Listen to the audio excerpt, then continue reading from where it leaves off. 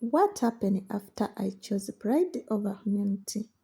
My name is Daniel, and this is a story that changed my life. I grew up in a small African village where everyone knew each other.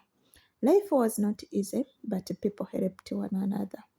My parents taught me to greet elders, to listen more than I talked, and to respect even the poorest person. When I was young, I was humble, but as I grew older, pride slowly entered my heart. After finishing schools, I was lucky to get the job in the city. Many younger people from my village stayed behind, but I left and found work in an office. The job was not big, but to me, it felt like everything. I started earning my own money, wearing good clothes, and using smartphones. Slowly, I began to feel better than others. When I returned to the village for the first time, people were happy to see me. They welcomed me with a smile, but instead of greeting them with respect, I walked with my head high. I did not sit with elders like before. I laughed at old friends who were still farming. I even felt ashamed to greet some poor people. One day, an old man called Mzee Kato greeted me and said, "My son, success is good, but mint is better." I smiled but ignored his words. In my heart, I said, "What does this old man know about success?" With time, my pride grew stronger. I stopped visiting my parents often. When my mother called me, I answered with anger. When my father advised me, I felt insulted. I believed I knew everything.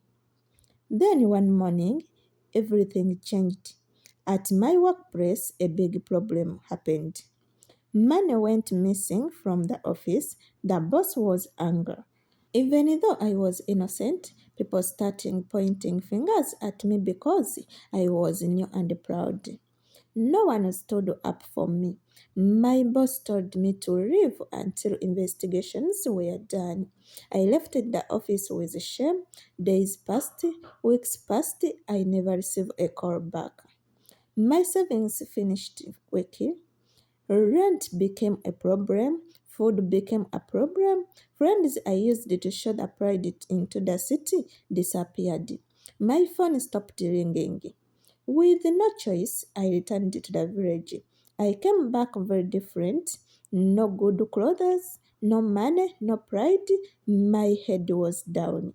When people saw me, some whispered, some laughed quietly. I felt the pain I had once caused the others. I felt small, I felt broken. I went straight to my parents' house. My mother cried when she saw me. My father did not shout, he only said, "Welcome home, my son." That night I could not sleep. I remembered how I treated people. I remembered the old man's words. Then next day I met Mzee Kato again. He looked at me and smiled gently. He said, "Pride lifts you for a moment, but humility carries you for life." Those words entered my heart deeply. I apologized to him. I apologized to my parents. I apologized to all the friends. I started helping in the garden. I greeted everyone again. I listened more. I spoke less. Months later, something unexpected happened. A man from the city came to the village looking for workers for a new project. Mzee Kato recommended me. He told the man, "This young man has learned humility. You can trust him." Because of humility, a new door opened. I got the job not because of pride, but because of character. Today, I lived better, but I never forgot the lesson. Pride almost destroyed me, humility saved me. Lessons from the story. Pride pushes people away, but humility brings help. Success without humility does not last. How you treat people today can affect you tomorrow. Listen to advice can save you from pain. True greatness comes from a humble heart. Choose humility even when life lifts you high.